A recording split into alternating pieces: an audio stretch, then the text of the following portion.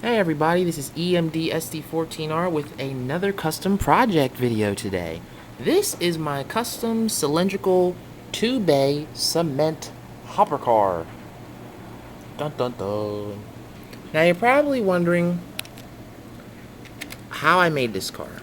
Well, I had an intermountain 4-bay cylindrical hopper lying around. It was BNSF. I kept the car because I was going to repair it, but then I got an idea recently to make a 2-bay cement hopper car for my railroad, and I said, you know what, why don't I just go ahead and make it? I used my handheld Dremel tool, the one that's right over there, and I cut the car, but if you guys noticed, on this side of the car, I actually cut it in the wrong area at first. I didn't cut it all the way through, but I cut it in the wrong area. Now, when I first finished this car, I had paper thin strips of styrene that I sanded down enough to look pleasing to the eye, but when I put the paint on there was like this giant bulge that extruded on the side of the car. And that was the same thing on the other side, because on this side, I took a chunk out of the side of the car here. I sanded all of that off. I removed all that styrene. There's a little bit of what the paper styrene looked like right there. That doesn't really affect anything. But when I sanded it off, the gash right there, you can see that black mark. That's where the gash was. That's actually completely filled in right now. This side, what I did is I had to go in here, and I actually had to square up this cut that I made, because the cut that I first made was in the wrong location. So what I had to do is I went in and I squared it up. I had a styrene beam or plastruck beam like this, but it was cut in half. So if you look at the size, the width of this, and cut it by half, that's what that piece was already cut into. And I made it so that the width of the gash was was a little bit smaller or a little bit wider than the width of the styrene. So I was able to slip it in there. Actually, thank God it was completely perfect, because you can see there's no seam between the styrene and the rest of the car.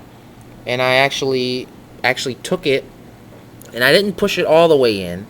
I pushed it halfway in, so that half the beam, like half of it, was sticking out like that. Like, I don't know if you guys can see that. Can you see that? Like that. Then what I did is I took my Dremel tool with the disc set, with the, I don't know what you call this thing, this attachment. I took that and I gradually sanded that off. Then I took 180 grit sandpaper and sanded it completely smooth, and it came out perfectly. It looks like it was always meant to be there. Now, that, of course, that's not what the car is going to look like when it's finished. Now, you're probably wondering, okay, I see maroon, I see dark brown, I see maroon, I see black. What's going on here? Well, when I first painted this car, I had some primer left. There's different types of primer. This was zinc something primer. It was like a brownish color. My F40 cabbage car's painted in it. Like, yeah, you guys probably didn't see that, but it's messed up. I gotta repaint it anyway. But anyway, this car was sprayed with the primer, and it actually looked good. There was no seams here. You guys can see that line right there. That's where I cut the car. I wish I had my other 4-bay hopper out here so I could show you, but this started out as an Intermountain 4-bay hopper. It wasn't one that was already made. It was a kit. And I cut it between the second rib in front of, behind the first two, behind the okay, let me just do it like this. You have a rib here, and then you have a rib here on the Intermountain car after the first bay section here. And I did that on both ends. I cut them behind that, so it was completely centered. So basically I took the center of the car out. Custom made my own roof hatches. This one's original. Well, they're all original, but this one is actually shorter than the rest, so I cut a custom piece out to make it look like there was two big pieces and there's a small little piece there. So that looks really cool. Doesn't have any walkways up there yet.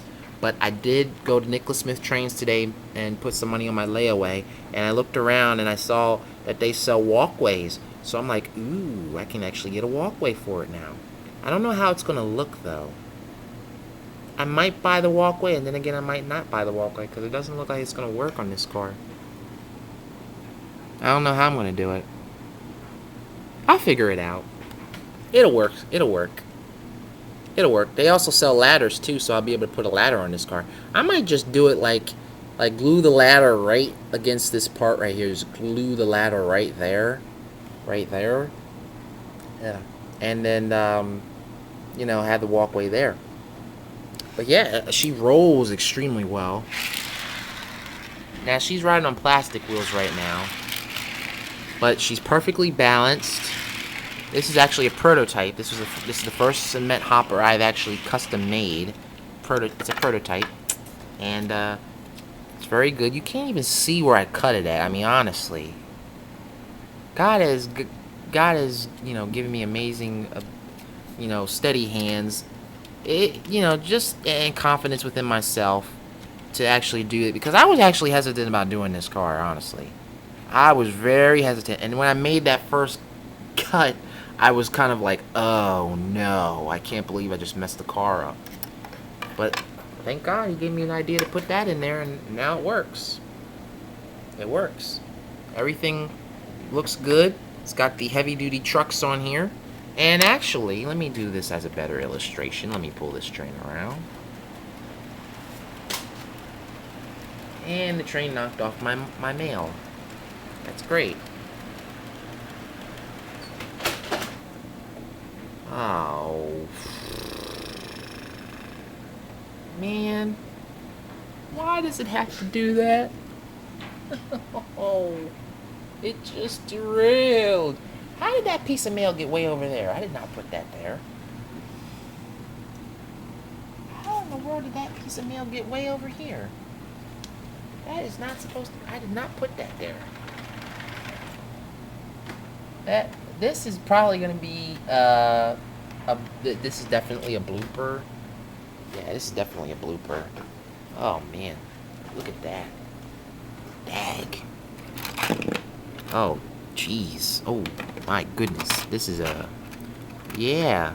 It's first wreck ER&W has had in a while. First one. Yeah. First wreck in a while.